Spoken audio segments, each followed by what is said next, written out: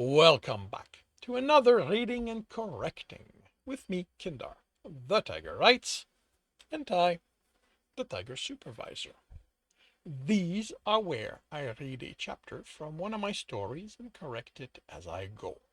If you want to listen to these live, it's every Tuesday morning, 8 a.m. Eastern Time on Twitch and YouTube. And if you want to support me, that is on my Patreon. Today, we are doing chapter 75 of The World Which Is. The dividing line between the city and outside isn't as marked as I expect. It's late morning as we reach it, and other than the wear and tear on the building, nothing really changes. Shops are open, people go about their business. There is a shabbiness to how they're dressed, but again, nothing that's all that different from some of the neighborhoods we've crossed to get here. The clearest sign is the sign on the side of a building stating that we're leaving Indianapolis and entering the wilderness. It's been there a while. Like I said, other than that, there's no sign we've stepped out of the city.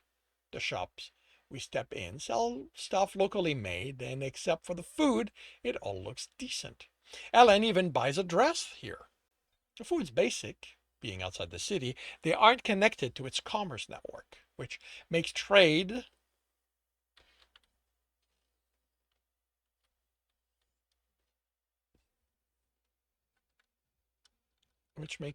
more difficult.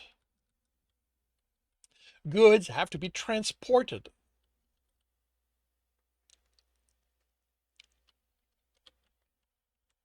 Instead of being moved within the city's inventory once it enters it. It also makes getting access to foodstuff difficult, unless an establishment manages to hit the requirements for a travel in, which I expect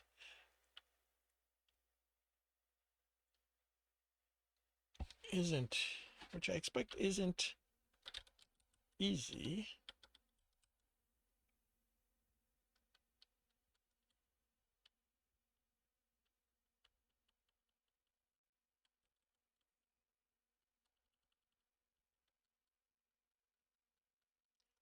There's nowhere here with an integrated inventory that preserves food.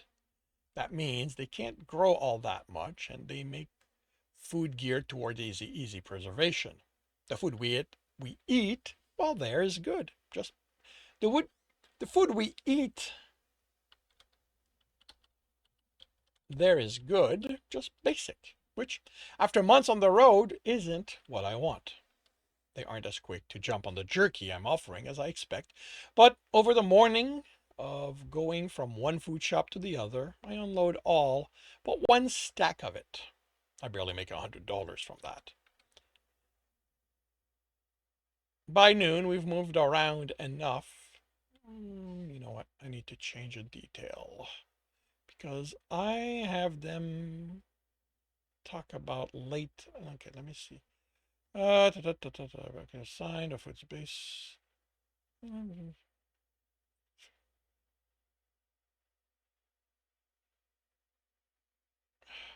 Cutting lines.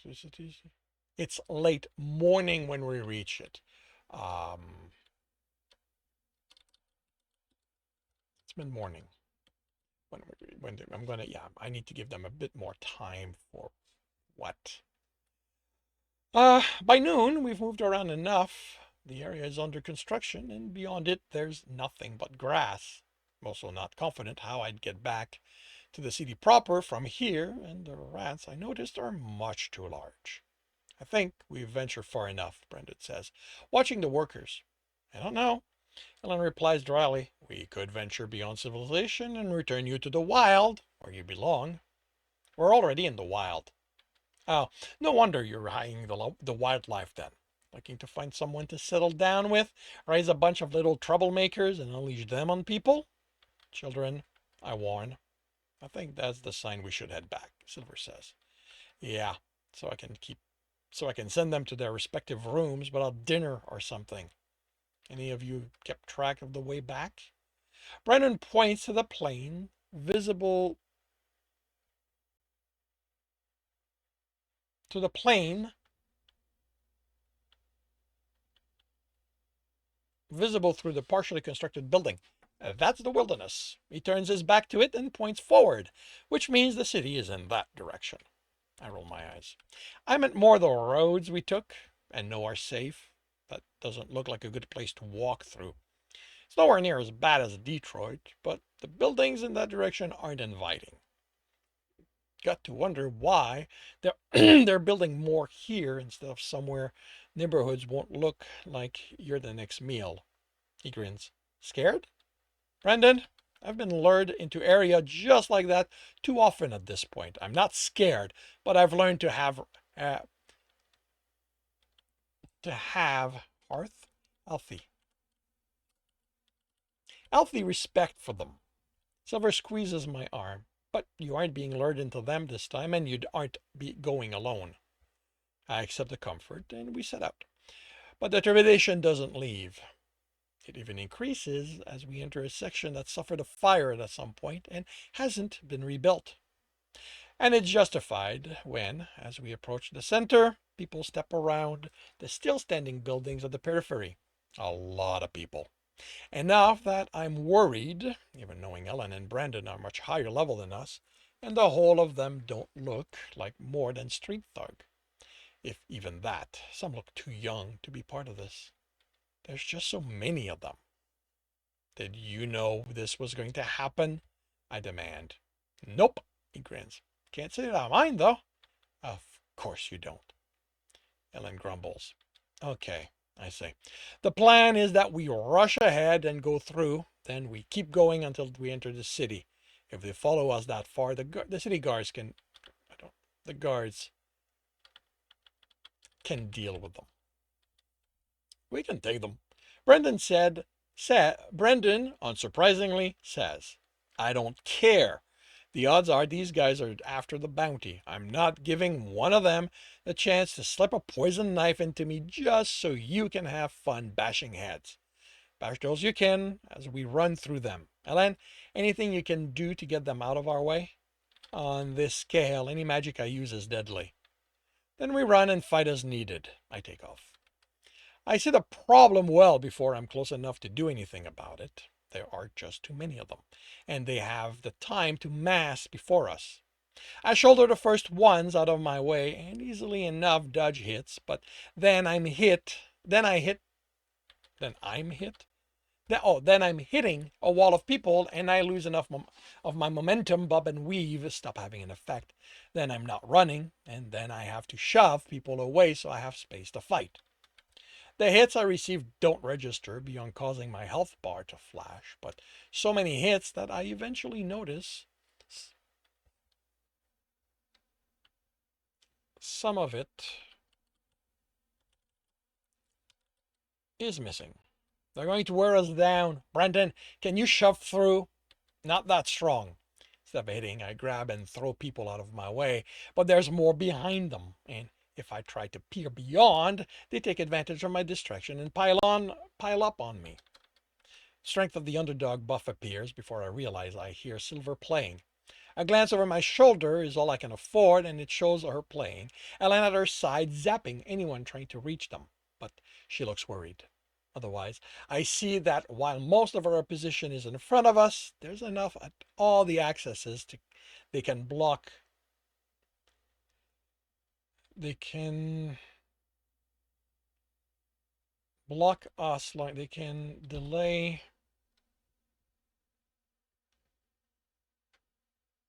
Is in front. I think that if I just remove, I see that while most of our position is in front, there's enough at all the axes. They can block us long enough for the others to reach.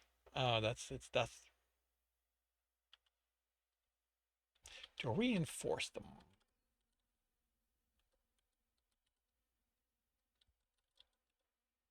They aren't letting us get out of this. Even with the boost, my problem quickly changes from my very slowly dropping health to my rapidly dropping stamina.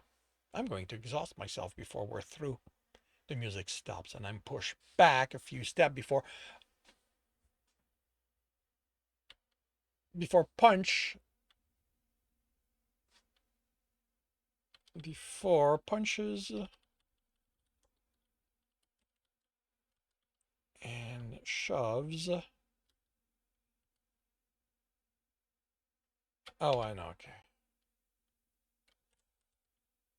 Before I punch and shove enough of them away, I can look over my shoulder. Silver looks panicked, even if Alan's still keeping anyone away from them. I can't make out the exchange, but it doesn't look to be helping. Then I need to focus on my fight. Stamina potions. I need to get stamina potions. I really need to stop figuring out what I need as I need them. As I need it. The music starts again, and I relax slightly. Silver overcame whatever scared her. The buff doesn't reappear, but I don't have time to worry about that. Then I notice the music has a different tone to it. One I've never heard her play. It's harsh. It's still music, but there's a rawness to it, an anger, and heat that... No, I'm feeling the heat around me. I can even see the air shimmering. Brandon, retreat! I make it halfway to Silver and Ellen. Silver looks frantic as she plays, her bow moving so fast I barely make it out. Her face drips with sweat. Then I'm in the air. The heat and sound of the detonation catches up to me. I crash down force myself to my feet and look at the result of whatever that was. Brandon sits up, his clothing charred. He didn't make it as far as I did. Of our attackers, no one is standing. A few clothing is on fire. The explosion was too strong for the fire to survive. I turn to ready myself for the rest of the attack, but they're running off. I relieve the breath. I turn to thank Silver for saving our asses, but Hélène, I don't need icy. But oh wait, no, I do need it because it's part of the rest. As I see Hélène holding her, Brandon picks up some kid by the neck and winds back. Brandon, stop. When I reach him, I grab his arm for the little good it's going to do if he decides to carry through with it. He was part of this, he snarled.